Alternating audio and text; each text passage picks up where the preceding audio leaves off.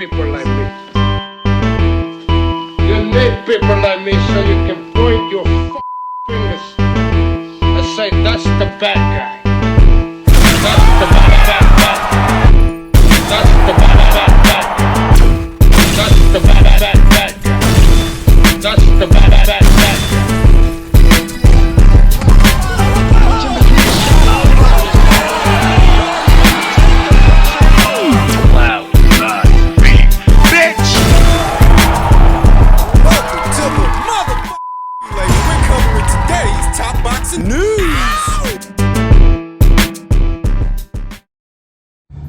Just got the news I've been made #1 in the WBC rankings, mandatory for the WBC World title. I'll be watching Barrios versus Garcia closely. I want the winner early next year. Q1, God willing, that WBC World title is mine. I'll be coming for that belt and Britain will have a new world champion. Let's have it. Come on.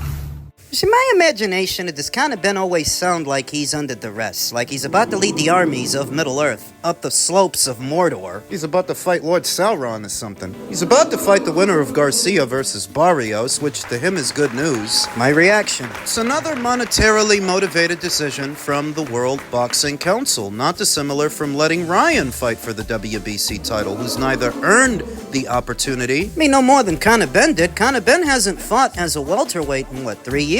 So how the fuck is he the #1 contender in the welterweight division, having not fought there in such a long time? You're telling me that Suleiman Sissoko just got fucked over again. It's exactly what I'm telling you, by another monetarily motivated decision from the World Boxing Council. See, by all rights, Ryan shouldn't be getting a crack at the apple at Mario. Ryan is coming off a loss, and before that, a doping suspension. So if the World Boxing Council can afford that guy an opportunity, it's really no better and no worse when they do the same for Conor.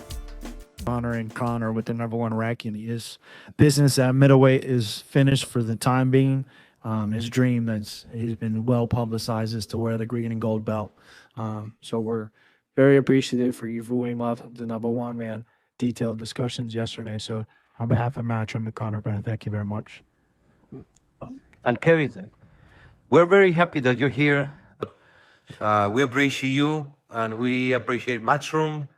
Please express to Conor and to Nigel our unbelievable gratitude for the way they have portrayed their dream of the green and gold. That's humbling. The way ever since he conquered the glory of beating a very big middleweight as a welterweight and expressing with such passion and loyalty. He's deserved for WBC, makes us very proud. Thank you so much. Thank you. Now somebody needs to explain it to me. Why does Conor Benn's dream of being WBC champion give him any more precedent to get a shot when a lot of guys aspire to be WBC champion? That's a lot of guys' dream. I'm pretty sure that's Suleiman Sissoko's dream, which is why he actually fought in the eliminators to become WBC champion to, at minimum, get his crack at the apple. And he, unlike Conor Benn, unlike Ryan Garcia, didn't test positive for a banned substance, yet they're getting precedent over him. What message does that send to the boxing community? Message I've been telling you. The World Boxing Council is a business, and they are in fact complicit with doping in the sport of boxing, since they don't seem to give a damn, so why should we? Now, being honest, it doesn't bother me as much Conor getting a shot at the WBC title than Ryan, because Conor is at least coming off a win. Ryan is coming off a loss, and before that, a doping violation. A doping suspension. Though looking at both, the optics are just as bad for Conor as they are for Ryan, because what is it really saying that these two fighters are getting precedent over a bunch of other guys who neither came off of losses or tested positive for banned substances? Conor hasn't even fought at this weight in 3 years. He's never been a WBC champion, so why is he being fast-tracked? The short answer is money. The World Boxing Council sees Conor Benn, like him or not, is a popular fighter, a known fighter, who puts asses in the seats. And while he might be polarizing to some, he's popular. And that's all that really matters to them. This is a monetarily motivated decision. They see the value in a transatlantic fight between Conor Benn and the winner of Garcia versus Barrios that I anticipate will be Ryan Garcia. Juiced to the gills. Conor Benn better start scarfing down those eggs now. My advice to any fighter that isn't as popular as a Ryan, as a Conor, is you shouldn't even bother to go the WBC route. They're not going to give you your shot.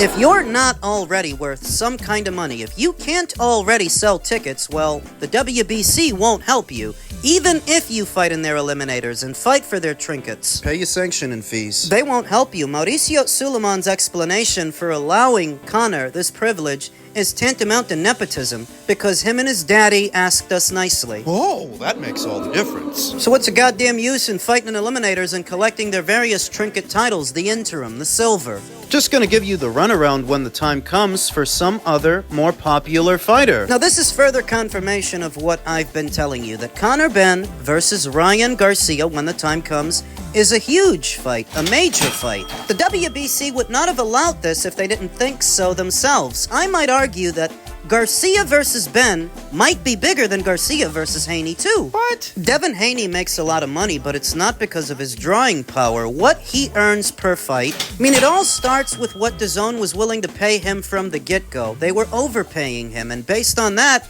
he's been overpaid ever since. What he gets is not based on how many tickets he sells or how many pay-per-views. Whereas Conor, whether you like him or not, his following and his drawing power is a lot more organic. It is based on what he draws in the UK, though all the same, he actually draws. And that's two markets. If you put together a Conor Benn versus Ryan Garcia, that includes both the American market and the UK market, which are the two biggest markets in boxing. With Devin, it's really just the Americans, primarily it is, and how many of them actually buy Devin Haney fights? How many of these spirited characters that you bump into online dying on a hill over Devin actually spend money on his fights or anyone else's? Elsewhere in the welterweight division, Romero applies for an exemption for many Pacquiao fights, says Eddie Hearns. To no one's surprise, he's trying to skip out on Giyasov to fight old man Pacquiao. It appears as though Shakram Giyasov may be forced to wait a little longer for his shot at the WBA title. Giyasov,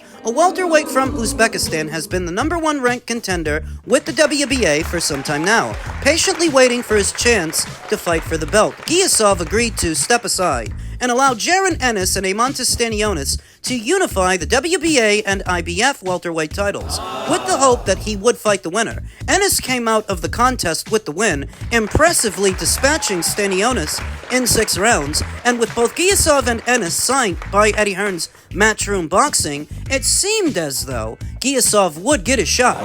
Things did not work out that way, and Ennis made the decision to move to junior middle, meaning Romero, the owner of the lesser WBA regular title, was promoted to full world title holder. Now Giyasov is still due a shot. Despite the title changing hands, he remains the mandatory challenger, but it does not seem that Romero fancies taking on Giyasov anytime soon. Romero has instead been in talks for a bout with Hall of Famer Manny Pacquiao, who is searching for another crack at a welterweight title, having drawn with Mario Barrios back in July. Now one is left to wonder, with Manny's fight with Mario ending in a draw, why didn't they just shoot for an immediate rematch? Well, their initial meeting didn't make any money. I mean, you didn't see anybody reporting big pay-per-view buys for that fight, right? Right. And if it had, surely the second fight would have made more, with the first fight ending in controversy, a controversial draw. A rematch would have been sure to make more money, except the first one didn't.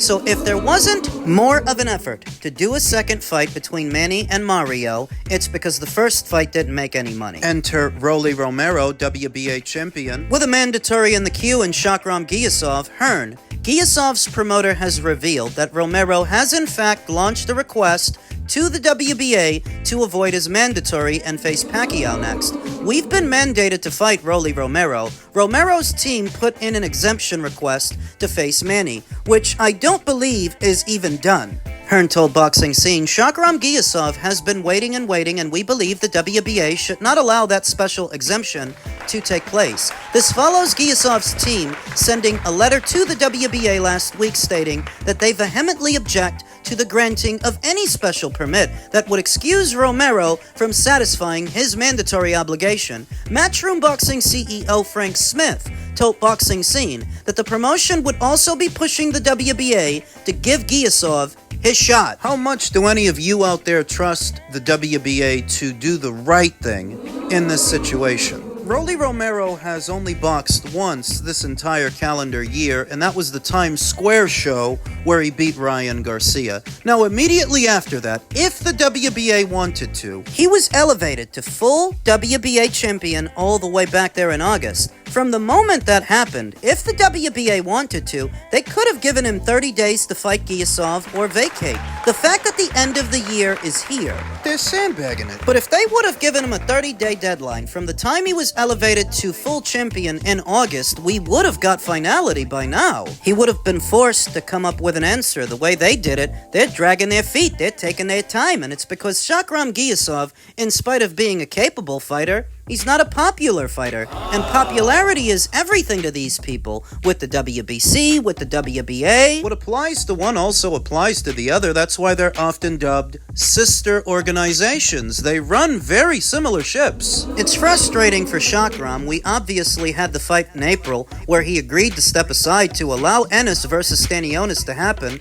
for the WBA and IBF, Smith said. Giyasov was then due to fight for the WBA next. Romero, there's talks of him fighting Manny Pacquiao, I believe. The focus for us, and Shakram, has always said it doesn't matter who the opponent is, he just wants to fight for the belt. Now it's our job to deliver that, and we'll be pushing the WBA very hard, and we're hopeful that we can get him his opportunity because he truly deserves it. The WBA will be the judge of that, and deserves, at least to them, is a four-letter word. Situation taking this long is another indicator that this is a monetarily motivated decision, because if what the WBA wanted to ensure was that Shakram gets his crack at the apple, then he would have got it by now, and I'm not sure that they're gonna rule in his favor. They might view Romero versus Pacquiao as being a bigger fight, bigger sanctioning fees for them. And this is why I didn't want Manny Pacquiao to come back, because I figured that as soon as he does, all of these young fighters are gonna skip out on fighting each other to fight this fucking old man. And I wasn't oohing and eyeing during the Mario Barrios fight. All I saw was a faded husk of what used to be Manny Pacquiao and a Mario Barrios who was so obviously pulling his punches. I don't even think that was a real fight. I think they told Mario, go easy on the old timer, don't beat him up too bad because we're gonna use him for later. You'd think Mario was carrying Manny. I do, because that was so obviously not a prime Manny Pacquiao. If that were Manny in his prime, he would have chewed up and spat out Mario. Easy. Even the Manny Pacquiao that fought Keith Thurman about 5 or 6 years ago would have chewed up and spat out Mario. Manny is 46 years old in the welterweight division, folks. You've got to be some sort of misty-eyed moron to be telling yourself that he's still got it, and your proof is the Barrios fight. If anything, the Barrios fight is proof that Manny doesn't have it anymore. It's the kind of guy he would have ran over in his prime. So that he's still hanging around, looking for low-hanging fruit, because that's what he's doing, encroaching on the title shots of other fighters. Sit the fuck down. The WBA may look at Romero versus Pacquiao as being bigger than Romero versus Giyasov, and it might be, but in a very general sense, it's not a big fight at all.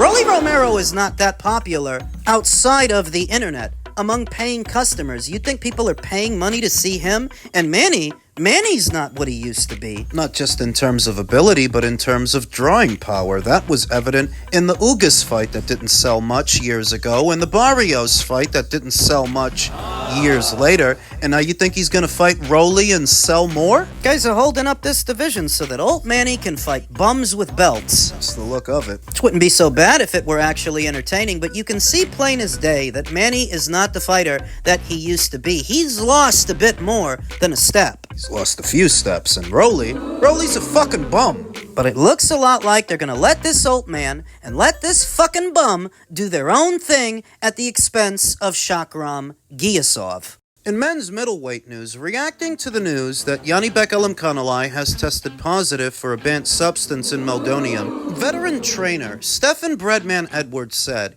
he will fight for a title at 168 within a year. There is no real penalty with teeth.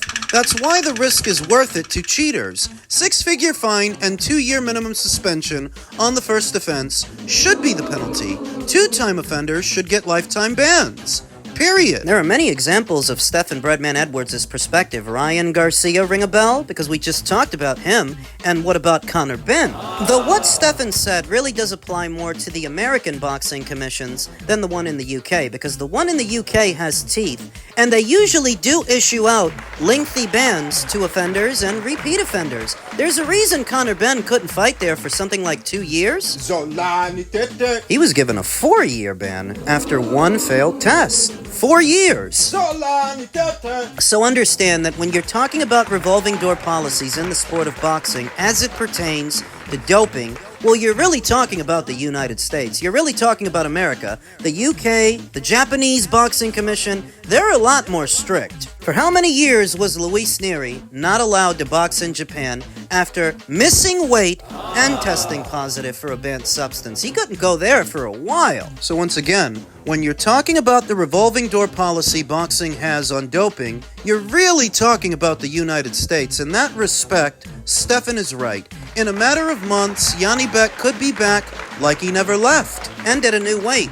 As stated in my previous video, if Janibek ends up getting stripped of his 2 alphabet titles at middleweight, undisputed in that dream, it's dead, and he'll have no reason to stay there anymore, so he might move up to 168 where, you know what, they might not be as squirrely about fighting him. Because that's what's been going on in the middleweight division. He couldn't get a unification match with Carlos Adames. Before that, he couldn't get Chris Eubank Jr. in the ring. Before that, Demetrius Andrade didn't want to fight him. To some degree, being a capable bogeyman has kept Janibek Alimkhanuly out of certain fights, whereas at 168, which I think has a deeper talent pool, they may not be as nervous around Janibek. They may not be as squirrely about fighting him. Now, Janibek Alimkhanuly is not a small middleweight. He's actually on the bigger end of the spectrum as far as middleweights go, so he has room to fill out as a super middleweight. And that's the silver lining, that as a super middleweight, he might get the fights up there that he wasn't getting at 160. What about his power? Will it carry? There isn't a one-size-fits-all answer for every fighter that moves up from one weight to another. For some fighters, the power carries, and for some fighters, it doesn't. Teofimo Lopez is not the puncher now at 140 that he used to be at 135. So for him, the power didn't really carry. Will it carry for Janibek? I'm going to go out on a limb, and I'm going to say I think it's going to, and I think he might be a stronger puncher at 168, or at least as strong at 168 as he was at 160, because he was still able to make 160. Well, he could still do it, and he wasn't a small 160, so there's room to grow. As stated, there is not a one-size-fits-all answer for when a fighter moves up from one weight to another. Sometimes the power carries, sometimes it doesn't. For Janibek, I think it will. 168, not having to cut the extra 8 like he usually does, for him will be a breath of fresh air. He'll feel reinvigorated, stronger, not having to cut that extra 8 pounds. And it's looking more and more like he's going to have to move up because they're about to strip him of his belts. No reason to stay at 160.